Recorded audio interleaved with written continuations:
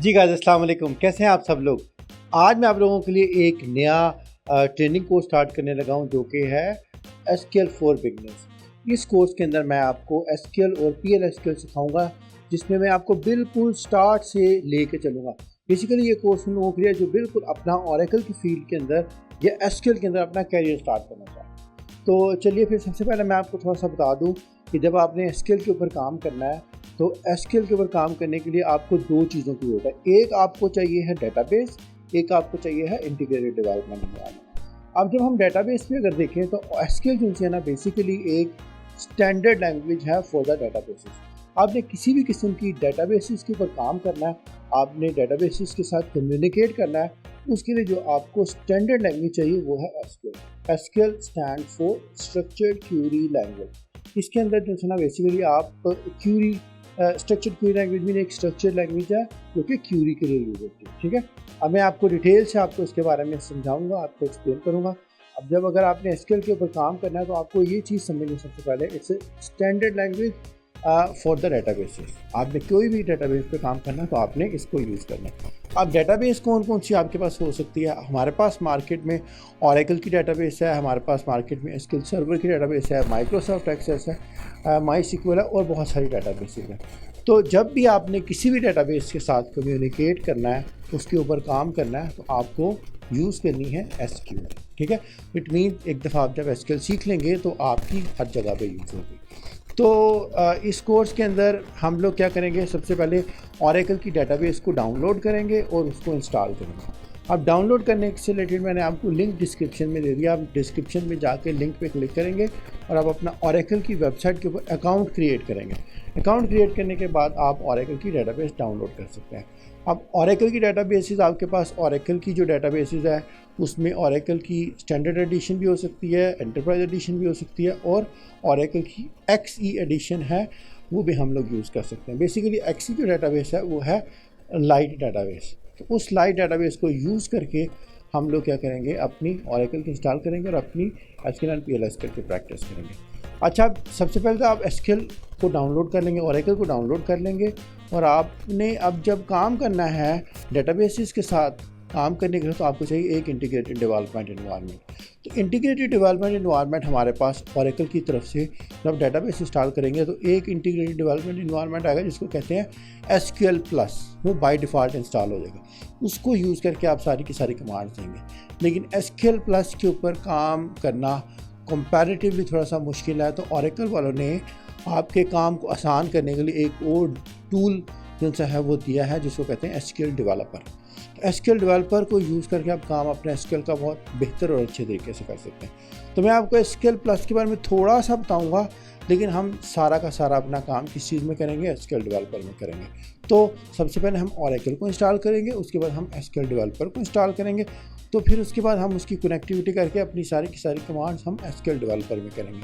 अब SQL developer में जब आपने काम करना है तो आपको ये चीज़ें ज़हन में रखनी है कि हम अपना काफ़ी सारा काम जो है ना वो कमांड्स या क्यूरीज या स्टेटमेंट्स लिख के कर सकते हैं, लेकिन बहुत सारा काम हमारे पास ग्राफिकली भी कर सकते हैं। ठीक है, लाइक टेबल्स वगैरह या कुछ ऑब्जेक्ट्स वगैरह क्रिएट करने हैं, हमें कोडिंग लिखिए बगैर भी किया जा सकता है, लेकिन आपको कोडिंग आनी चाहिए, आपको कोड लिखना आना चाहिए। बेसिकली जितनी भी हमारे पास आगे जाके लेटेस्ट डेवलपमेंट हो रही है उसमें हमारे पास जो है ना रैपिड एप्लीकेशन डेवलपमेंट का कॉन्सेप्ट या लो कोड डेवलपमेंट का कॉन्सेप्ट बहुत ज़्यादा चल रहा है। लो कोड डेवलपमेंट और रैपिड एप्लीकेशन का मतलब यह कि आपको कोड बहुत कम लिखना पड़ेगा, लेकिन आपको कोड की अंडरस्टैंडिंग होनी चाहिए। आपका क्या करेगा, टूल जो है ना वो आपका कोड काफ़ी सारा लिख देगा। जिस तरह से हम लोग एपेक्स का कोड सीखेंगे, एपेक्स के अंदर आपको बहुत सारा कोड सिस्टम खुद ही जनरेट कर देगा, लेकिन उसमें यह है कि आपको कोड की अंडरस्टैंडिंग होनी चाहिए ताकि आप अपनी मर्जी से बिजनेस लॉजिक को बिल्ड कर सकें। तो हमारे पास एसक्यूएल डेवलपर होगा जिसमें हम लोग कमांड्स लिखेंगे, जिसमें हम लोग उसके ग्राफिकल इन्वायरमेंट को समझेंगे, उसके साथ हम लोग डेटाबेस इंस्टॉल करेंगे। तो चलिए फिर सबसे पहले हम लोग स्टार्ट करते हैं ओरेकल की डेटाबेस की डाउनलोड करके इंस्टॉलेशन से और एसक्यूएल डेवलपर से।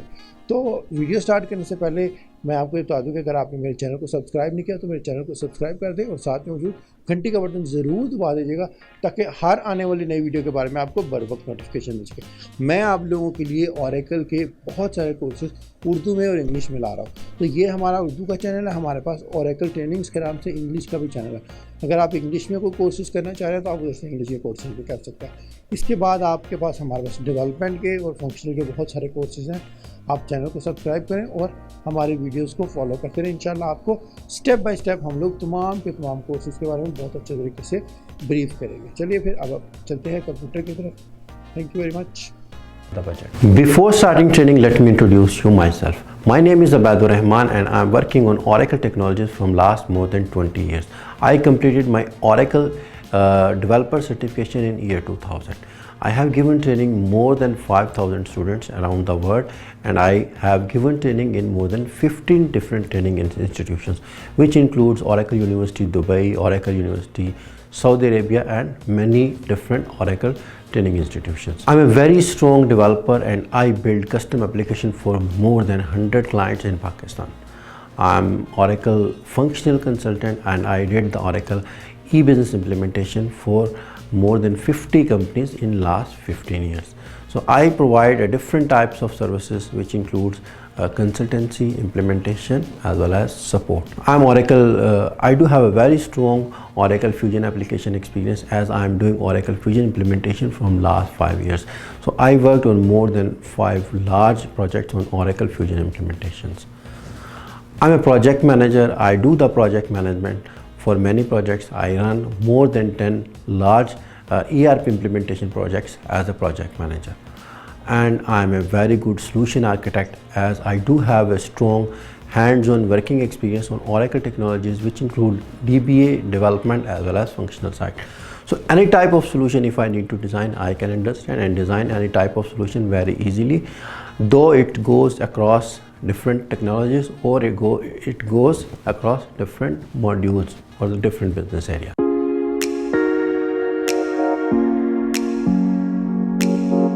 Does your company need Oracle consultancy services for Oracle e-business and Oracle Fusion Cloud?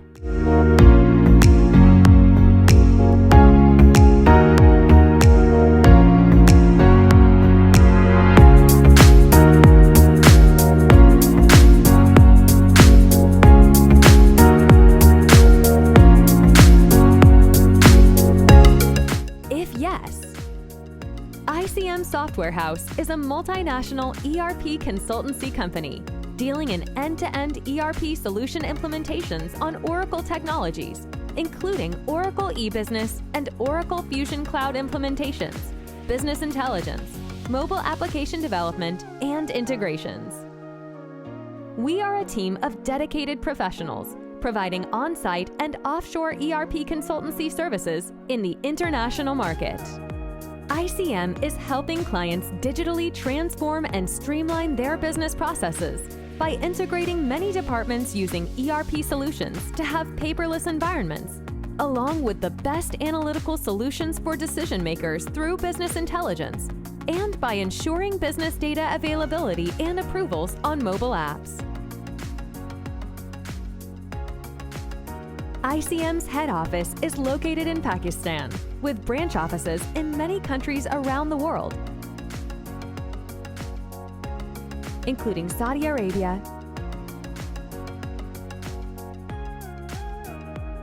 the United States,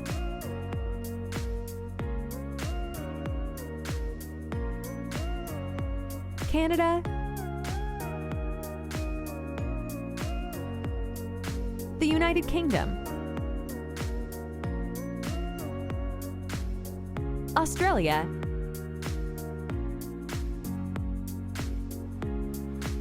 and the United Arab Emirates.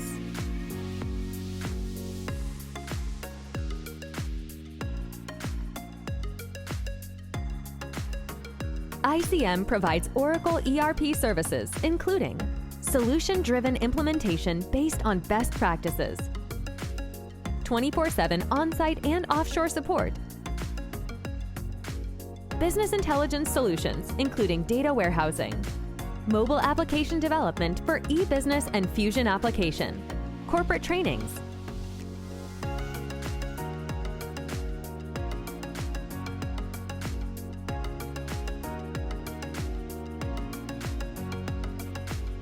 resource outsourcing on-site and offshore support,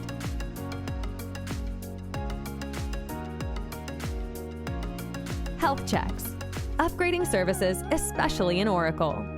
We offer comprehensive solutions to our clients for managing financial, human resources, procurement, supply chain, manufacturing, projects, property, asset maintenance, asset lifecycle management solutions, and more.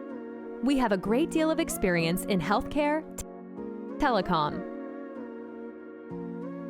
banking, real estate, construction, and the manufacturing business sectors. For more information, please visit our website or contact us via email, phone, or WhatsApp. We look forward to speaking with you soon. जी तो चलिए अब हम लोग थोड़ा सा जो है ना एसक्यूएल के कॉन्सेप्ट्स को ज़रा अच्छे तरीके से समझ लेते हैं। उसके बाद हम जो है ना सिस्टम के ऊपर थोड़ा सा हैंड ऑन करेंगे।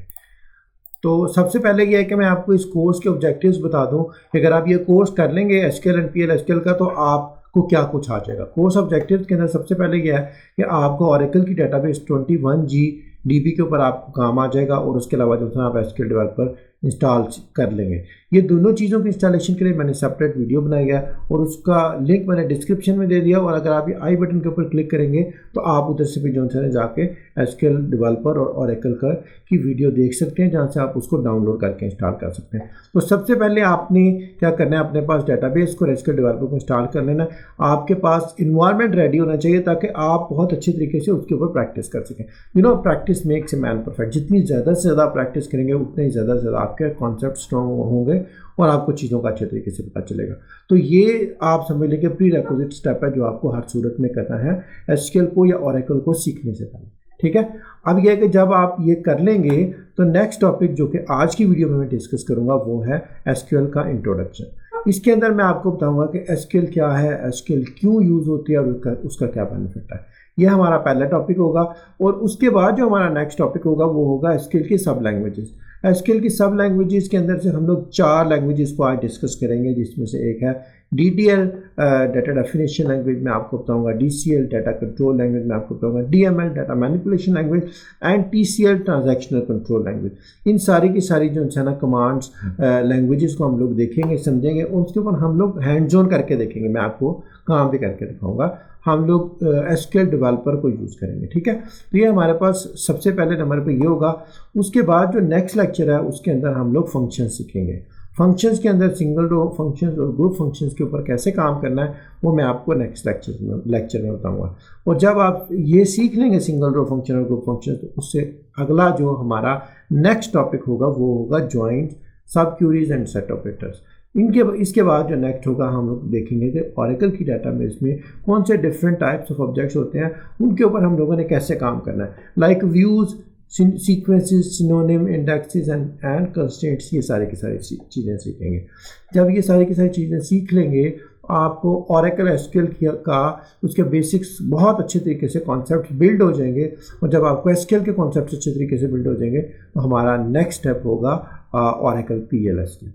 हम लोग पीएल एसक्यूएल को सीखेंगे। PL SQL stands for procedural language, जिसको आप प्रोग्रामिंग लैंग्वेज के तौर पर यूज़ कर सकते हैं अपनी ओरेकल की प्रोडक्ट्स के अंदर अगर आप कोई भी ओरेकल का सोल्यूशन डेवलप कर रहे हैं।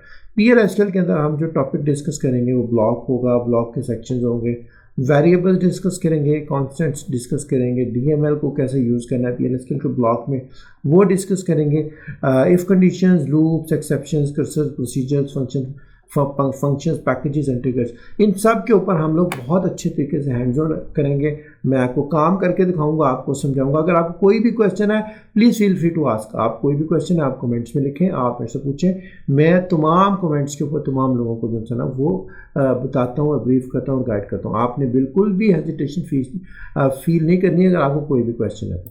ठीक है, चलिए फिर सबसे पहले हम लोग समझते हैं एसक्यूएल क्या है। तो एसक्यूएल को हमने ये समझना है, SQL stands for structured query language. Structured query language का से क्या मुराद है, ये एक क्यूरी लैंग्वेज है। क्यूरी लैंग्वेज क्या मुराद है कि जिसको आप बेसिकली, क्यूरी का मतलब क्या होता है कि आपको जिसको आप यूज़ करते हैं डाटा को, क्यूरी का मतलब है सर्च करना या किसी क्वेश्चन का आंसर देना। ठीक है, जिस तरह इंक्वायरी होता है ना उस तरीके से इंक्वायरी से आप कर सकते हैं क्यूरी है। आप क्यूरी की लैंग्वेज है, बेसिकली डाटा के ऊपर काम करने के लिए ये लैंग्वेज यूज होती है। जो भी आप डेटाबेसेस के ऊपर काम करेंगे उनके साथ कम्युनिकेट करने के लिए आपको जो लैंग्वेज यूज़ करनी है वो SQL होगी, जिसको हम बोलते हैं स्ट्रक्चर्ड क्यूरी लैंग्वेज, ठीक है। अब ये है जब आप SQL पे काम कर रहे हैं तो आपके सामने समटाइम्स ज़िंदगी के अंदर डिफरेंट टर्म्स आएंगी, जिसमें से MySQL है, SQL है, SQL प्लस है, SQL डेवलपर है, SQL सर्वर है। ये सब क्या है? ये सब चीज़ें समटाइम जो है ना एक नए बंदे को कंफ्यूज कर देती है। वो एक चीज़ को दूसरी से रिलेट कर रहा तो वो समझता है ये एक ही है, बट ऐसा नहीं है। आपको इन सब के अंदर डिफरेंस समझना है। सबसे पहले एक चीज़ है MySQL या MySQL। MySQL जो है बेसिकली ये एक सेपरेट डेटाबेस है। जिस तरीके से Oracle डेटाबेस है, इस तरीके से MySQL एक डेटाबेस है। ये भी Oracle की प्रोडक्ट है। इसी तरीके से जिस तरह Microsoft Access है वो भी एक डेटाबेस है। तो सबसे पहले ये है कि MySQL एक डेटाबेस है। उसके बाद SQL जो है ये है स्ट्रक्चर्ड क्यूरी लैंग्वेज। जैसे कि मैंने आपको बताया, structured query language to communicate with the databases. जिस भी डेटाबेस के साथ आपने कम्युनिकेट करना है, it's like an international language. International language के किसी भी सॉफ्टवेयर ने, किसी भी टूल ने, किसी भी डेटाबेस के साथ कम्युनिकेट करना है तो वो काम करेगा, वो यूज़ करेगा SQL। SQL के बारे में आप ये समझ लें कि SQL आप एक दफ़ा सीख लेंगे तो ये आपकी हर जगह पे यूज़ होगी, ठीक है। तो this is very important and very interesting language.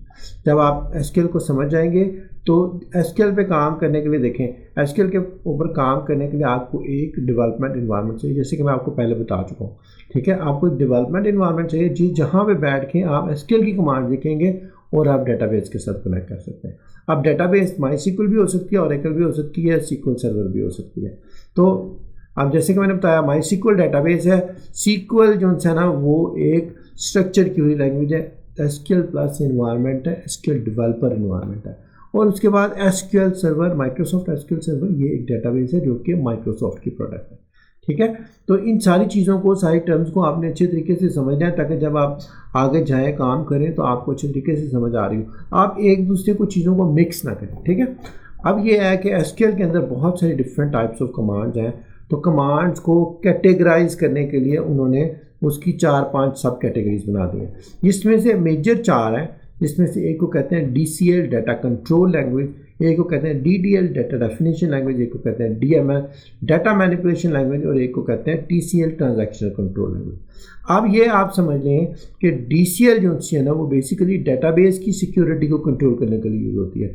इसमें जिसके पास, इसके थ्रू आप यूज़र्स डिफाइन करते हैं और डेटाबेस के राइट्स असाइन करते हैं यूज़र्स को। तो ये सारी की सारी जो यूज़र से राइट, यूज़र क्रिएशन, यूज़र को चेंज करना, यूज़र के राइट्स को कंट्रोल करना, वो सारी की सारी चीज़ें किस में होंगी? डाटा कंट्रोल लैंग्वेज के अंदर। जब आप यूज़र एक दफ़ा डिफाइन कर लेंगे, उस यूज़र के अंदर आप क्या करेंगे? अपने डाटाबेस के ऑब्जेक्ट्स क्रिएट करेंगे। जैसे कि मैंने आपको बताया different types of database objects होंगे, जैसे टेबल एक डाटाबेस ऑब्जेक्ट है, व्यू एक डाटाबेस ऑब्जेक्ट है, सीक्वेंस एक डाटाबेस ऑब्जेक्ट है। तो जो आपने डाटाबेस के अंदर ऑब्जेक्ट्स क्रिएट करने हैं उसके लिए जो लैंग्वेज यूज़ होगी वो होगी डाटा डेफिनेशन लैंग्वेज। अच्छा, अगर आपको अभी सारे ऑब्जेक्ट्स का पता नहीं है तो डोंट बी कंफ्यूज, आपको अभी कंफ्यूज होने की जरूरत नहीं है। मैं आपको साथ साथ बहुत अच्छे तरीके से बताता जाऊंगा कि कौन से डिफरेंट तरह के जो डेटाबेस के ऑब्जेक्ट्स होते हैं। अब जब डाटा डेफिनेशन आप सीख लेंगे तो डाटा डेफिनेशन के अंदर जैसे कि मैंने आपको बताया कि आप जो है ना वो टेबल वगैरह डिफाइन करेंगे, उनको चेंज करेंगे या डाटाबेस के ऑब्जेक्ट्स बनाएंगे और उसको चेंज करेंगे। उसके बाद आएगी डाटा मैनिपुलेशन लैंग्वेज। अब डाटा मैनिपुलेशन लैंग्वेज क्या है कि टेबल के अंदर डाटे के ऊपर आपने काम करना है, डाटा स्टोर करना, डाटा अपडेट करना, डाटा डिलीट करना, ये सारी की सारी चीज़ें होंगी डाटा मैनिपुलेशन लैंग्वेज के अंदर। और जो है ट्रांजैक्शनल कंट्रोल लैंग्वेज, बेसिकली ये ट्रांजैक्शंस को के फ्लो को कंट्रोल करने के लिए होती है कि कौन सी ट्रांजैक्शन आपकी सेव हुई है या नहीं हुई और कब सेव करनी है, कब नहीं होनी। ये सारी की सारी जो हम लोग डिस्कस करेंगे ट्रांजैक्शनल कंट्रोल लैंग्वेज के अंदर। अब थोड़ा सा फर्दर मैं आपको बता दूं SQL के बारे में। SQL is a standard language for the databases. जैसे कि मैंने आपको पहले बताया है कि जितनी भी डेटाबेसेस के ऊपर आपने काम करना है उनके ऊपर काम करने के लिए जो स्टैंडर्ड लैंग्वेज है वो आपके पास डेटाबेस SQL है। जैसे आप देखें कि आपके पास दुनिया में लोगों से बातचीत करने के लिए internationally world wide accepted international standard language कौन सी है? जब डिफरेंट नेशनलिटीज़ के लोग आपस में बातचीत करते हैं तो कौन सी लैंग्वेज में बात करते हैं, वो है इंग्लिश लैंग्वेज, ठीक है। क्योंकि अगर आप लाइक जर्मनी में जाएं तो वो लोग जर्मन लैंग्वेज यूज़ करते हैं, चाइना में जाएं तो वो चाइनीज़ यूज़ करते हैं, सऊदी अरेबिया में जाएं तो वो सऊदी अरबिक लैंग्वेज यूज़ करते हैं, आप तुर्की में जाएं तो वो लोग टर्किश लैंग्वेज यूज़ करते हैं। अब ये लोगों ने आपस में बातचीत करनी है तो आपस में बातचीत करने के लिए कौन सी लैंग्वेज यूज़ करते हैं, वो यूज़ करते हैं इंग्लिश लैंग्वेज, क्योंकि इंग्लिश एक इंटरनेशनल लैंग्वेज है। इसी तरीके से अगर आपने डेटाबेसेस के साथ काम करना है, आप कोई भी डेटाबेस यूज़ कर रहे हैं, चाहे वो एसक्यूएल सर्वर है, चाहे वो एसक्यूएल पैसा है, चाहे वो माइक्रोसॉफ्ट एक्सेस है, चाहे वो ओरेकल की डेटाबेस है, तो डेटाबेसेस के साथ कम्युनिकेट करने के लिए जो आपकी स्टैंडर्ड लैंग्वेज है वो क्या है, वो है SQL, okay, structured query language. अब इसको स्टैंडर्ड लैंग्वेज किसने करार दिया है? American National Standard Institute, ANSI termed SQL as a standard language for relational database management system. तो जितने भी रिलेशनल डेटाबेस मैनेजमेंट सिस्टम्स हैं उनके साथ कम्युनिकेशन करने के लिए एक स्टैंडर्डाइजेशन की ऑर्गेनाइजेशन है जिसका नाम है ANSI, American National Standard Organization, या आईएसओ। इन दोनों जो है ना ऑर्गेनाइजेशन ने एसक्यूएल को एक स्टैंडर्ड लैंग्वेज करार दिया, ठीक है। इसलिए क्योंकि स्टैंडर्ड लैंग्वेज, इसलिए कोई भी डेटाबेस ने जब पे किसी ने काम करना है तो उसको एसक्यूएल पे ही काम करना है। तो अब यह है कि डेटाबेस एसक्यूएल किस लिए यूज़ होती है? SQL use to communicate with databases. So about the SQL, once you learn SQL, it can be used in the same way in any relational database system anywhere in the world. तो एक दफ़ा आप सीख लेंगे तो हर दफ़ा ही आप हर जगह पे ये आपकी डेटाबेस यूज़ होगी। अब जैसे कि मैं आपको पहले बता चुका हूँ कि कुछ टर्म्स है, आपको इनको कंफ्यूज नहीं करना। एसक्यूएल एक डिफरेंट चीज़ है, एसक्यूएल प्लस एक डिफरेंट चीज़ है, एसक्यूएल डेवलपर एक डिफरेंट चीज़ है। एसक्यूएल क्या है? Structured query language. SQL plus क्या है? Integrated development environment. इस इन्वायरमेंट को यूज़ करके आप कमांड्स लिखेंगे एसक्यूएल की और आप कम्युनिकेट करेंगे डेटाबेस से। सेम जिस तरीके से एसक्यूएल प्लस एक डेवलपमेंट इन्वायरमेंट है, आईडीई है, इसी तरीके से एसक्यूएल डेवलपर एक और इंटीग्रेटेड डेवलपमेंट इन्वायरमेंट है, आईडीई है, जिसको यूज़ करके आप एसक्यूएल की कमांड देके डेटाबेस के साथ कम्युनिकेट कर सकते हैं। तो MySQL and SQL Server is database, SQL is a language, SQL Plus is an environment and SQL Developer is environment। तो ये आपको बहुत अच्छे तरीके से समझना है कि कौन सी डेटाबेस है, कौन सी लैंग्वेज और कौन सा इन्वायरमेंट है, क्योंकि यह कि फिर हर एक की थोड़ी थोड़ी अपनी कमांड्स होंगी। बेसिकली तो ज़्यादातर कमांड्स आपकी एसक्यूएल की होंगी, लेकिन कुछ कमांड जो है ना वो उस इन्वायरमेंट की होगी जो सिर्फ उस इन्वायरमेंट में चलेगी।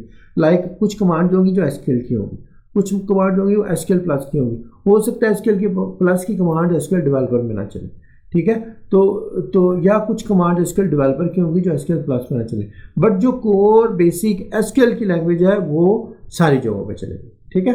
अब ये आपको समझना है। अब जैसे कि मैंने आपको बताया है कि एसक्यूएल एक स्ट्रक्चर क्वेरी लैंग्वेज है, एक स्टैंडर्ड लैंग्वेज है, और इसमें कमांड्स को क्लासिफाई करने के लिए उन्होंने बेसिकली 4 सब लैंग्वेजेस में कन्वर्ट कर दिया है, जिसमें से एक है डाटा कंट्रोल लैंग्वेज, जो कि बेसिकली यूज़र से रिलेट करती है।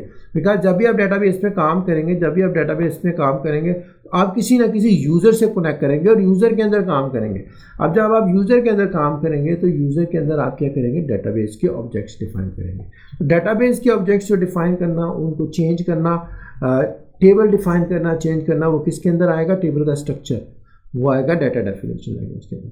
उसके बाद 3rd नंबर पे टेबल के अंदर जो डाटा स्टोर करना, डाटा को इंसर्ट करना, डिलीट करना, अपडेट करना, वो आएगा डाटा मैनिपुलेशन लैंग्वेज के अंदर। और transactional control language basically transaction के फ्लो को कंट्रोल करने के लिए यूज होगी, लाइक कौन सी ट्रांजैक्शन को कब सेव करना है और कब उसको रोल बैक करना है। तो ये 4 किस्म की कमांड जो है कम से कम बेसिक कमांड हैं, वो आपको बहुत अच्छे तरीके से आती होनी चाहिए। अब हम लोग इधर आते हैं। फॉर एग्जांपल अगर आपने डेटाबेस के ऊपर काम करना है, पहले मैं आपको थोड़ा सा पावर पॉइंट पे एक्सप्लेन कर देता हूँ, फिर हम एसक्यूएल डेवलपर पे जाकर इसकी प्रैक्टिस करेंगे। जैसे कि मैंने आपको बताया डाटा कंट्रोल लैंग्वेज किस लिए यूज़ होती है? डाटा कंट्रोल लैंग्वेज यूज़ होती है डेटाबेस की सिक्योरिटी को कंट्रोल करने के लिए। इसमें हम क्या करते हैं? क्रिएट यूज़र, मतलब हम नया यूज़र बना सकते हैं, चेंज पासवर्ड चेंज कर सकते हैं, राइट्स दे सकते हैं किसी यूज़र को और उससे राइट्स ले सकते हैं। तो अगर आपने क्रिएट यूज़र करना है तो आप उसके जो कमांड यूज़ करेंगे, क्रिएट यूज़र C## आगे उस यूज़र का नाम, identified by identified by Tiger, ठीक है। टाइगर मीन आप उसका पासवर्ड रख लें, आप अपनी मर्ज़ी का कोई यूज़र लिख सकते हैं और अपनी मर्ज़ी का पासवर्ड लिख सकते हैं।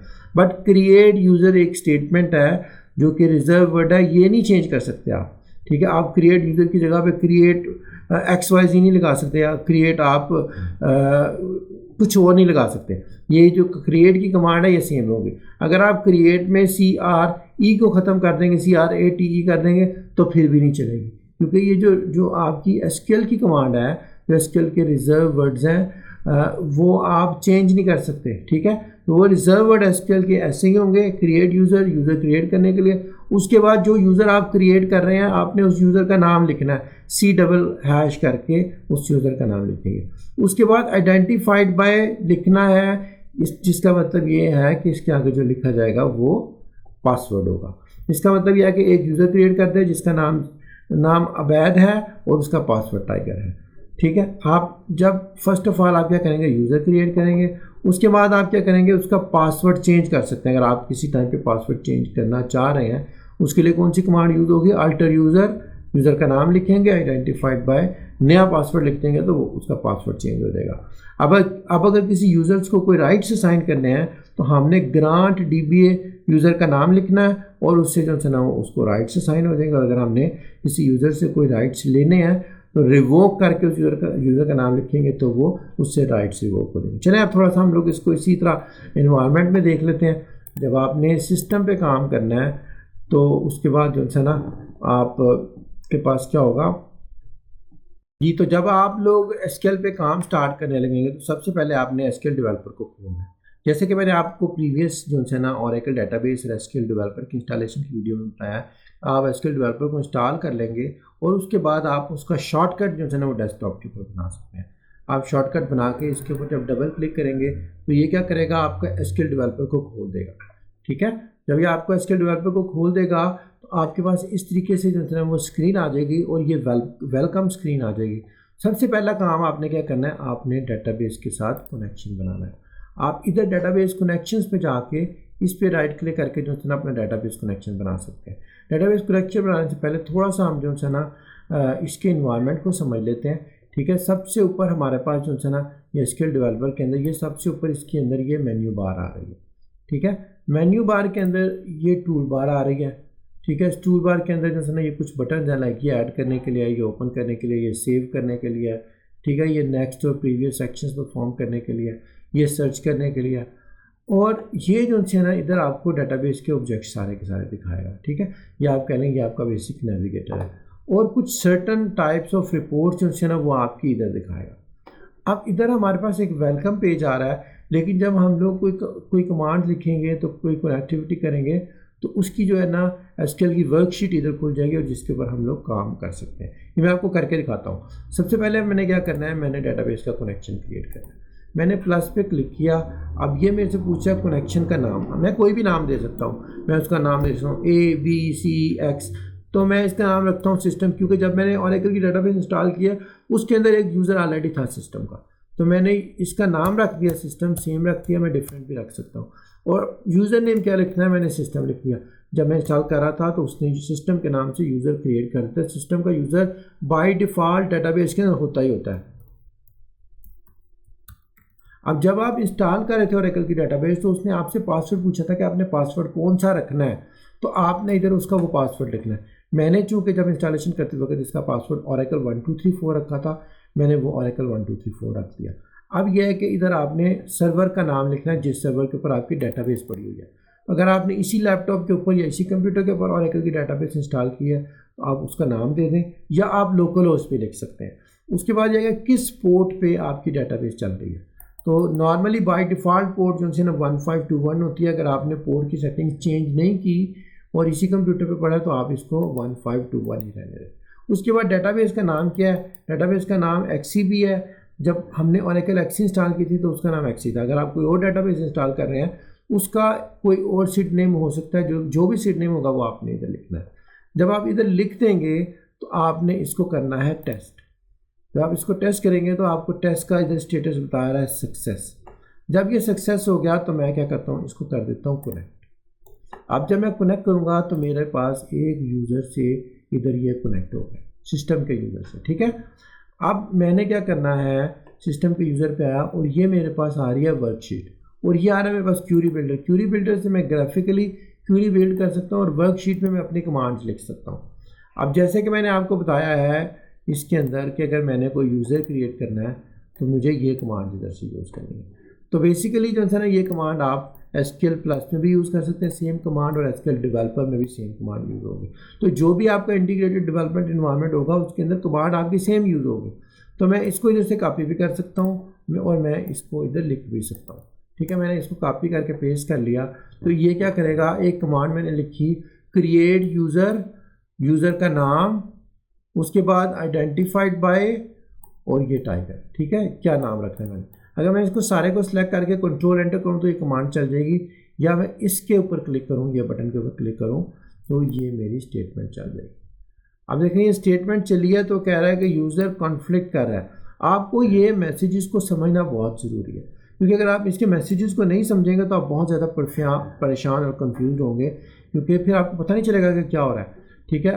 तो सबसे पहले आपने मैसेज पढ़ने की आदत डालनी है, समझने की कोशिश करनी है। ऑरेकल के अंदर समटाइम मैसेज प्रॉब्लम होती कुछ है और मैसेज कुछ हो रहा है। तो आपने हर तरह के मैसेज को पढ़ के समझने की कोशिश करनी है। अगर आपके पास कोई एरर आ रहा है और उसका एरर का आपको नहीं पता चल रहा तो आप मेरे से पूछ सकते हैं, मुझे बता सकते हैं, but just try to understand कि क्या प्रॉब्लम है, ठीक है। इधर वो बिल्कुल क्लियरली बता रहा है C# अवैध user conflict with another user, मतलब ये है कि इस नाम का एक और यूज़र डेटाबेस में ऑलरेडी अवेलेबल है। तो मैं अवैध करने के बजाय मैं इसका नाम रख देता हूँ SQL ट्रेनिंग, ठीक है। SQL ट्रेनिंग मैंने रख दिया। इसको मैंने जब इसको रन किया तो क्या कह रहा है, इसने कह दिया यूज़र SQL ट्रेनिंग क्रिएटेड, ठीक है। ये एक मेरा यूज़र क्रिएट हो गया SQL ट्रेनिंग का। तो जैसे कि मैंने आपको बताया, सबसे पहले आप इसका यूज़र नेम क्रिएट करेंगे, उसके बाद हमारे पास जो नेक्स्ट जो कमांड होगी हम इसका पासवर्ड चेंज कर सकते हैं, ठीक है। तो इसका पासवर्ड चेंज करने के लिए मुझे कौन सी कमांड यूज़ करनी है, मुझे यूज़ करना है अल्टर टेबल और उसका नाम अल्टर यूज़र का नाम, ठीक है। यूज़र का नाम क्या है, C# SQL training identified by, मैंने इसका रख लिया है अवैध, ठीक है। इसको सारे को मैंने सेलेक्ट करके कंट्रोल एंटर किया तो ये यूज़र चेंज हो गया, ठीक है। अब आपने एक चीज़ समझनी है कि ये जो सा है ना, इधर मैंने SQL का नाम स्मॉल कैप्स में लिखा है और इधर मैंने अपर कैप्स में लिखा है। तो अब ये आप ये पूछेंगे कि ये अलाउड है कि नहीं अलाउड। यस, ऑरेकल की जो लैंग्वेज है ये केस सेंसिटिव नहीं है।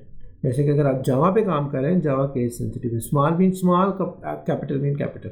बट इधर चाहे तो आप इसको कैपिटल लिख दें या चाहे तो आप इसको स्मॉल लिख दें, उससे कोई फ़र्क नहीं पड़ता। हाँ, पासवर्ड इसका जो होता है ना वो केस सेंसिटिव होता है। अगर आप स्मॉल और अपर में लिख रहे हैं तो वो उसको स्मॉल और अपर में मैच करता है, आपको चीज़ें समझनी है। तो सबसे पहले मैंने एक यूज़र क्रिएट किया, फिर मैंने उसको यूज़र को का पासवर्ड चेंज किया। अब मैंने अगर इस यूज़र को कोई राइट्स देने हैं तो उसके लिए मैं क्या करता हूँ, ग्रांट DBA2 SQL। अब मैं ग्रांट DBA2 मैंने इसको कॉपी कर लिया और मैंने इधर पेस्ट कर लिया। इस यूज़र को क्या करेगा, डेटाबेस एडमिनिस्ट्रेटर के राइट्स दे देगा। अगर आप इस यूज़र को डेटाबेस एडमिनिस्ट्रेटर के राइट्स नहीं देते तो ये यूज़र आपकी डेटाबेस के साथ कम्युनिकेट नहीं कर सकता, कनेक्ट नहीं कर सकता, ठीक है, क्योंकि उसके पास अथॉरिटी नहीं है उसके साथ कनेक्ट करने की। अच्छा, अब डिफरेंट तरह के राइट्स होते हैं जिसमें से आपके पास है कनेक्ट का राइट है, ठीक है, रिसोर्स का राइट है। इसकी सारी की सारी चीज़ें आपको डिटेल से मिल जाएंगी कि कौन कौन से राइट्स हैं। आप राइट्स क्रिएट भी कर सकते हैं एज ए DBA अगर आप DBA हैं तो। लेकिन चूंकि हम लोग अभी डेटाबेस एडमिनिस्ट्रेटर नहीं सीख रहे, डेटाबेस एडमिनिस्ट्रेशन नहीं सीख रहे, तो हम लोग उसके ऊपर बहुत ज़्यादा डिटेल से नहीं जाएंगे, ठीक है, क्योंकि ये DBA का काम है डेटाबेस की सिक्योरिटी को बेसिकली कंट्रोल करना। आपको सिर्फ एज एन आइडिया मैं अभी बता रहा हूँ, क्योंकि SQL जो होता है ना एक फर्स्ट इनिशियल स्टेप होता है, आपने चीज़ों को बेसिक लेवल पे समझना है, ठीक है। तो इसमें कनेक्ट भी कर सकते हैं, उसके अंदर हम जो है ना DBA का राइट्स भी दे सकते हैं। अब DBA क्या है, डेटाबेस एडमिनिस्ट्रेटर। आप जिसको डेटाबेस एडमिनिस्ट्रेटर का राइट देंगे, इसका मतलब आपने उसको तकरीबन सारे डेटाबेस के ऊपर एक्सेस दे दिए, एज एन एडमिनिस्ट्रेटर राइट दे दिया आपने, ठीक है। तो इस तरीके से हम लोग मल्टीपल राइट्स भी दे सकते हैं। और अगर आपने किसी यूज़र से कोई राइट वापस लेना है, उसके लिए आप क्या करेंगे, रिवोक राइट का नाम, ठीक है, लाइक फॉर एग्जांपल आपने लिखा कनेक्ट फ्रॉम ये, अब इससे वो कनेक्ट का राइट वापस ले लेगा, ठीक है। ये इसमें एरर आ रहा है, revoke connect from this unknown error, पता नहीं वो एरर क्या आ रहा है। तो जो सा है रिवोक डीबीए फ्रॉम, अच्छा मैं रिवोक डीबीए करके देखता हूँ। अच्छा इसके कनेक्शन, इसको ग्रांट्स वापस लेने में अच्छा मैंने रिमूव लिखा हुआ है, सॉरी मुझे रिमूव नहीं था लिखना, मुझे लिखना था रिवोक, ठीक है, रिवोक कनेक्ट फ्रॉम दिस। तो अब जब मैं इसको रन करूँगा, हाँ अब ये ठीक हो गया, अब इसने इससे ये राइट ले लिया। तो बेसिकली ये जो 4 कमांड्स हैं, ये कौन सी कमांड्स हैं, ये DCL की कमांड्स हैं, डाटा कंट्रोल लैंग्वेज की कमांड है, ठीक है। इसके थ्रू क्या है कि आप अपनी डेटाबेस की सिक्योरिटी को कंट्रोल करेंगे, इसके थ्रू आप डिफाइन करेंगे, डिसाइड करेंगे कि किस यूज़र को आपने कौन से राइट्स देने हैं, कौन सी ऑथेंटिकेशन देनी है। तो जो राइट्स जिस यूज़र को होंगे वो सिर्फ वही काम कर सकेगा, ठीक है। तो ये चीज़ आपको सबसे पहले समझनी है कि डाटा कंट्रोल लैंग्वेज किस यूज़ होती है, डाटा कंट्रोल क्या है, डाटा कंट्रोल लैंग्वेज के अंदर कौन कौन सी मेजर कमांड्स होती हैं, ठीक है। ये आपके पास हो गया सबसे पहली चीज़। अब आपने डाटाबेस का एक यूज़र क्रिएट कर लिया है, अब हम क्या करते हैं कि अपना काम सिस्टम के बजाय अपने यूज़र में करते हैं, क्योंकि ये देखें ये सिस्टम का यूज़र है, सिस्टम के अंदर आपके पास सिस्टम के बहुत सारे प्री डिफाइंड ऑब्जेक्ट्स क्रिएट हुए हैं, तो मैं उनके साथ अपने काम को मिक्स नहीं करता। मैं चाहता हूँ कि मेरा काम बिल्कुल नीट क्लीन हो और किसी सिस्टम के साथ या किसी जो है ना और यूज़र के साथ मिक्स ना हो। तो मैं अपने यूज़र के अंदर काम करूँगा। अपने यूज़र के अंदर काम करने के लिए मैं क्या करूँगा, मैं प्लस के ऊपर क्लिक करता हूँ और मैं इसका नाम रख लेता हूँ SQL ट्रेनिंग, ठीक है, या मैं इसका नाम सिर्फ SQL भी रख सकता हूँ। अब मैंने SQL ट्रेनिंग रख लिया, यूज़र नेम मैंने इधर ये लिख लिया और पासवर्ड में मैंने लिख लिया इसका पासवर्ड जो मैंने ऊपर दिया था। ये करने के बाद फिर मैं इसको टेस्ट कर लेता हूँ और इसके बाद मैंने इसको कर लिया कनेक्ट। अब देखें मेरे पास इधर 2 डेटाबेस के कनेक्शंस आ रहे हैं, 2 यूज़र्स मेरे डेटाबेस के साथ कनेक्टेड है, एक सिस्टम है एक SQL है। अब ये सिस्टम का यूज़र वो है जो कि एडमिनिस्ट्रेटर है, जिसके पास एडमिनिस्ट्रेटर के राइट्स हैं, लेकिन मैंने काम सिस्टम में नहीं करना, मैंने काम करना है SQL के यूज़र के अंदर। अच्छा अगर मैं SQL के यूज़र के ऊपर अंदर जाऊँ, मैं टेबल्स में जाऊँ, तो इन टेबल्स में इसके अंदर कोई भी ऑब्जेक्ट नहीं है, क्योंकि ये यूज़र अभी जस्ट न्यूली क्रिएटेड है। अब जो काम है वो सारे का सारा मैं अपना इस SQL के यूज़र के अंदर करूँगा, ठीक है। तो अब आगे जाके हम जो है ना ये डाटा कंट्रोल लैंग्वेज का आई होप कि आपको बहुत अच्छी तरीके से पता चल गया होगा। अब नेक्स्ट जो है ना वो है हमारे पास data definition language. Data definition language ये है कि हम लोग अपने डेटाबेस के ऑब्जेक्ट्स जो है ना वो डेटाबेस के अंदर क्रिएट कर सकते हैं, जिसके अंदर मेन जो कमांड्स आती हैं क्रिएट का मतलब है कोई चीज़ क्रिएट करना, कोई ऑब्जेक्ट क्रिएट करना। उसके बाद है आल्टर और उसके बाद है ड्रॉप। आल्टर का मतलब है चेंज करना और ड्रॉप का मतलब है ख़त्म करना। तो कोई भी ऑब्जेक्ट अगर आपने क्रिएट करना है तो क्रिएट की कमांड यूज़ करनी है, उसको चेंज करना है तो अल्टर की कमांड यूज़ करनी है, और अगर उसको ड्रॉप करना है तो उसमें आपने उसकी ड्रॉप की कमांड यूज़ करनी है। अब जिस तरह के फॉर एग्जांपल अगर आपने टेबल क्रिएट करना है तो आप क्रिएट टेबल की कमांड यूज़ करेंगे, अगर आपने टेबल को चेंज करना है तो अल्टर टेबल की कमांड यूज़ करेंगे, अगर आपने टेबल को ख़त्म करना है तो ड्रॉप टेबल की कमांड यूज़ करेंगे। अब क्या है कि फॉर एग्जांपल आप देखें कि आप किसी कंपनी का काम कर रहे हैं, तो किसी कंपनी का आपने जब डाटा स्टोर करना है तो आपने डाटा टेबल्स में स्टोर करना है। तो टेबल्स जो है ना वो बेसिकली आप ये कह लें कि किसी भी रिलेशनल डाटाबेस मैनेजमेंट सिस्टम का बेसिक बिल्डिंग ब्लॉक जो है वो टेबल होता है, क्योंकि टेबल्स में सारा डाटा स्टोर हो रहा होता है। जब आगे जाके आप कोई भी एंटरप्राइज लेवल के ऊपर बड़ी एप्लीकेशन बिल्ड करेंगे तो आपका का सारा डाटा डिफरेंट टेबल्स में स्टोर हो रहा होगा। आप टेबल्स किस तरीके से बनाते हैं, उसको किस तरीके से नॉर्मलाइजेशन करते हैं, वो एक डिफरेंट सब्जेक्ट है, वो हम लोग इसमें नहीं डिस्कस करेंगे। लेकिन अभी आपने सिर्फ ये समझना है कि आपका जितना भी डाटा स्टोर होगा ऑरेकल के अंदर वो टेबल्स में हो, ठीक है। सबसे पहले आपने ये चीज़ समझना। तो आपको समझना है कि टेबल्स कैसे क्रिएट करना है। तो टेबल क्रिएट करने के लिए कमांड यूज़ होगी क्रिएट टेबल, और टेबल का नाम कोई भी आप नाम रख सकते हैं, ABCX, स्टूडेंट, एम्प्लॉय, टीचर, कुछ भी जो आपकी बिजनेस के लिए ज़रूरी हो सकता है। तो मैं लिख देता हूँ create table employ create table.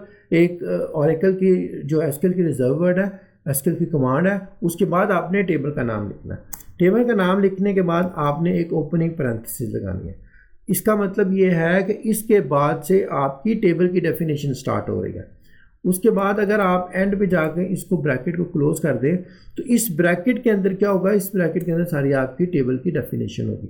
ठीक है, जब आपने एक ब्रैकेट को स्टार्ट करना है तो उसको क्लोज भी करना है। अगर आप उसको क्लोज नहीं करेंगे तो वो जो है ना आपकी कमांड नहीं चलेगी। ठीक है, सबसे पहले क्या किया, क्रिएट टेबल नेम लिख दिया और उसके बाद आपने ओपनिंग पैरेंथेसिस लगा दी। आई होप कि जब तक क्लियर हो गया होगा। अब जब हमने टेबल बनाना है तो उस टेबल के अंदर आपने कॉलम्स क्रिएट करने हैं। कॉलम्स आप 2 भी क्रिएट कर सकते हैं, 4 भी क्रिएट कर सकते हैं, 5 भी कर सकते हैं, 25 भी कर सकते हैं। जितने कॉलम आपको चाहिए है आपके बिजनेस की रिक्वायरमेंट के मुताबिक आप उतने कॉलम इसमें क्रिएट कर देंगे। तो फॉर एग्जाम्पल मुझे एक कॉलम चाहिए है एम्प्लॉय नंबर। अब एम्प्लॉय नंबर भी हो सकता है, एम्प्लॉय आईडी भी हो सकता है, कुछ भी हो सकता है। जो मैं नाम देना चाहता हूँ वो मेरी मर्जी है। सबसे पहले आप कॉलम का नाम देंगे, उसके बाद आप कॉलम की डाटा टाइप देंगे। तो इसमें कौन सी वैल्यू आपने स्टोर करनी है, नंबर। ठीक है, इसमें हम वाचर 2 भी कर सकते हैं और नंबर भी कर सकते हैं और डिफरेंट डाटा टाइप्स हैं जो कि हम लोग यूज़ कर सकते हैं। लेकिन मेनली हम ज़्यादा फिलहाल 3 डाटा टाइप्स पे फोकस करेंगे। अगर न्यूमेरिक है तो नंबर, अगर करैक्टर है तो आपने वाचर 2 यूज़ करना है और अगर डेट है तो उसके लिए डेट यूज़ करना है। फॉर एग्जांपल एम्प्लॉय आईडी के आगे मैंने लिख दिया नंबर के बाद मैंने इसका साइज़ लगाना है। साइज़ में मुझे वो एग्जाम्पल बता रहा है, लाइक मैंने 4 कर दिया, मीन 4 डिजिट्स तक की जो है ना इसके अंदर लिमिट है। तो इसको ब्रैकेट को मैंने क्लोज कर दिया।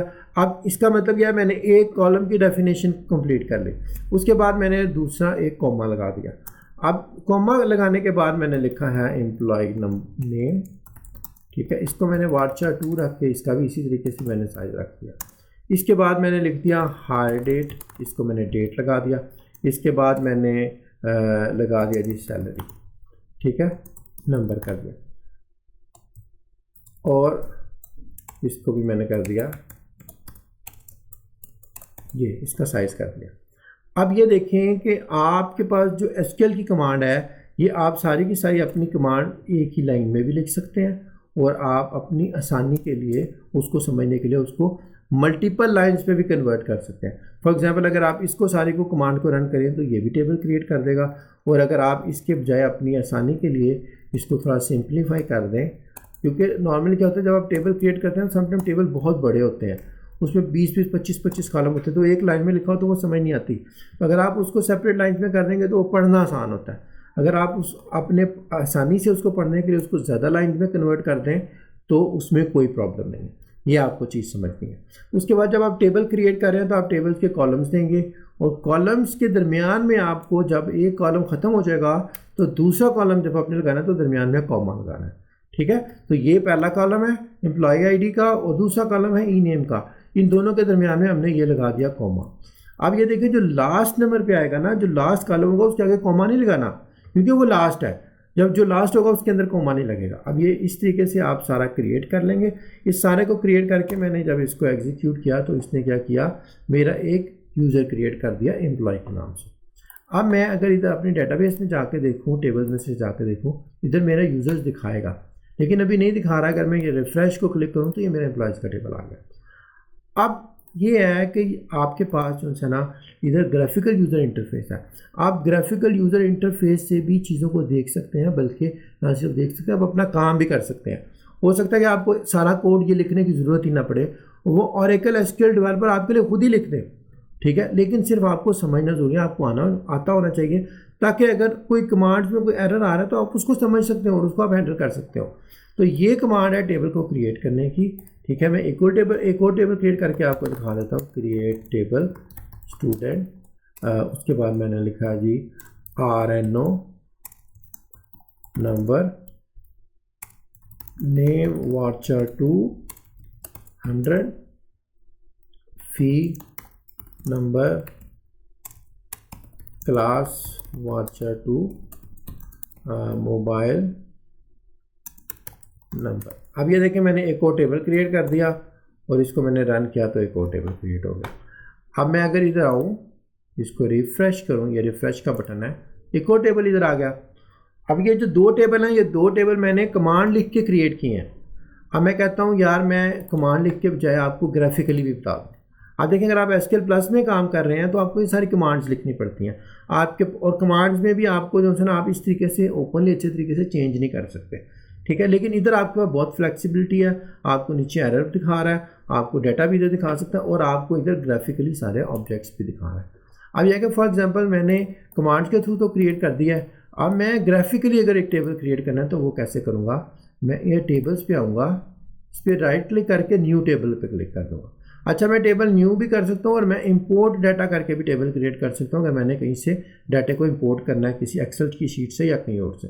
अभी हम लोग क्या करते हैं कि न्यू टेबल क्रिएट करते हैं। न्यू टेबल कैसे क्रिएट करना है, जब मैंने टेबल का नाम लिख दिया, ठीक है, नाम लिखने के बाद मैंने फॉर एग्जांपल इधर इसका कॉलम लिखा डी नेम, ठीक है, इसकी टाइप मैंने रखी नंबर, उसके बाद मैं इधर दूसरा कॉलम ऐड कर सकता हूँ, इसका मैंने रखा है जी फॉर एग्जांपल मैंने इसका रखा डी नंबर, डिपार्टमेंट नंबर, ठीक है। उसके बाद मैंने इधर रखा जी डिपार्टमेंट और उसके बाद मैंने इसका अंदर एक और कॉलम ऐड कर दिया लोकेशन। ये 3 कॉलम्स मैंने इसके अंदर ऐड कर दिए। अब मैं अगर इसको ओके करूँगा तो ये भी एक कॉलम क्रिएट हो गया। अब आप कॉलम क्रिएट कर सकते हैं मैन्युअली भी और आप कॉलम क्रिएट कर सकते हैं ग्राफिकली भी, ओके सॉरी टेबल क्रिएट कर सकते हैं ग्राफिकली भी। तो सबसे पहले मैंने आपको टेबल क्रिएट करने की कमांड बताई है। अगर आप इधर से एम्प्लॉय के टेबल के ऊपर क्लिक करें तो इसके अंदर ये 4 फील्ड्स आ रही हैं। आप इसको ग्राफिकली भी देख सकते हैं कि इसके टेबल के अंदर कितनी फील्ड्स हैं। इवन आप ग्राफिकली भी इस किसी भी टेबल के अंदर जाके देख सकते हैं कि इसके अंदर डाटा क्या है। अगर आप किसी भी टेबल के ऊपर क्लिक करें तो ये उसकी सारी डिटेल आ रही है। टेबल के ऊपर क्लिक करेंगे उसके कॉलम्स दिखाएगा, उसका डाटा दिखाएगा, उसका मॉडल दिखाएगा, कॉन्स्टेंट्स, उसके ग्रांट्स, ट्रिगर्स, एवरीथिंग जो है ना वो आपको इधर ही दिखा देगा। इवन उसकी एसक्यूएल स्टेटमेंट भी दिखा देगा। अगर आप चाहें इस स्टेटमेंट को कॉपी करके किसी दूसरे कंप्यूटर पे लेके जाकर स्टेटमेंट का एग्जीक्यूट कर दें तो वो टेबल भी ऑटोमेटिकली क्रिएट हो जाएगा। तो ये सारी की सारी चीज़ें जो है ना आपको मिलती हैं एसक्यूएल डेवलपर के थ्रू, ठीक है। तो अभी हम लोग आते हैं वापस इधर, ये टेबल है एम्प्लॉय का, एम्प्लॉय के टेबल के अंदर ये कॉलम्स हैं। अब मैं कहता हूँ यार मुझे एक कॉलम और ऐड करना है, तो मैं क्या करता हूँ, मैंने लिखा अल्टर टेबल, इसका नाम एम्प्लॉय। अब अगर मैंने कॉलम ऐड करना है तो मैंने लिखना है ऐड, उसके बाद ऐड के बाद मैंने कॉलम का नाम लिखना है। फॉर एग्जांपल मैंने लिखा ऐड डिपार्टमेंट नंबर, उसके बाद मैंने इसकी टाइप लिख दी नंबर। तो ये मैंने एक और कॉलम इसके अंदर ऐड कर दिया है ये वाला। अब जब मैं इसको रन करूँगा तो क्या करेगा, इसमें इसने एक और कॉलम ऐड कर दिया, ठीक है। अगर मैं इस पर जाता हूँ, इसको रिफ्रेश करता हूँ, इसमें एक और कॉलम आ गया। तो अल्टर की कमांड किस लिए यूज़ होगी, अल्टर की कमांड, अल्टर टेबल की कमांड टेबल के अंदर एक नई फील्ड ऐड करने के लिए यूज़ होगी, ठीक है।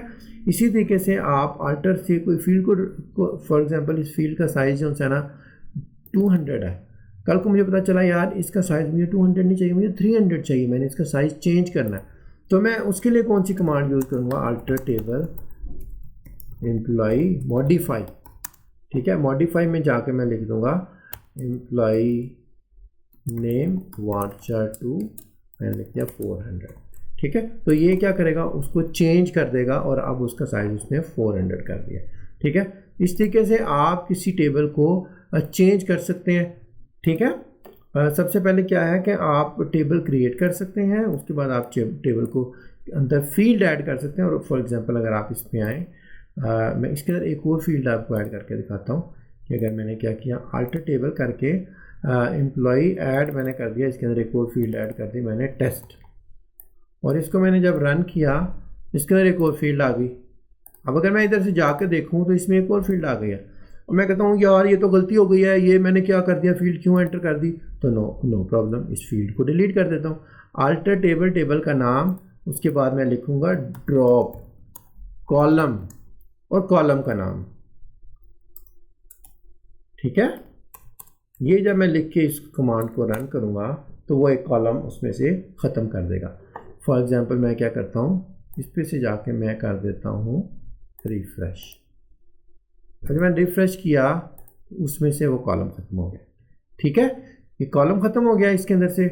और अब क्या है कि जो है, चूँकि इसमें से अब कॉलम ख़त्म हो गया, तो अब नेक्स्ट जो कमांड है वो है किसी टेबल को डिलीट करने की। मैं कहता हूँ यार ये मुझे ना स्टूडेंट का टेबल नहीं चाहिए, तो मैं क्या करूँगा, ड्रॉप टेबल स्टूडेंट कर दूँगा। तो ये क्या करेगा, उसके बाद इसको रन करूँगा तो स्टूडेंट का टेबल इसमें से ख़त्म हो जाएगा, ठीक है। अगर मैं दोबारा जाके इसको जैसे रिफ्रेश करके देखता हूँ तो अब इसमें सिर्फ 2 टेबल है, स्टूडेंट का टेबल ख़त्म हो गया। तो ये बेसिकली जो है ना वो 3-4 कमांड्स हैं जो कि आपकी कहलाती हैं डाटा डेफिनेशन लैंग्वेज, ठीक है।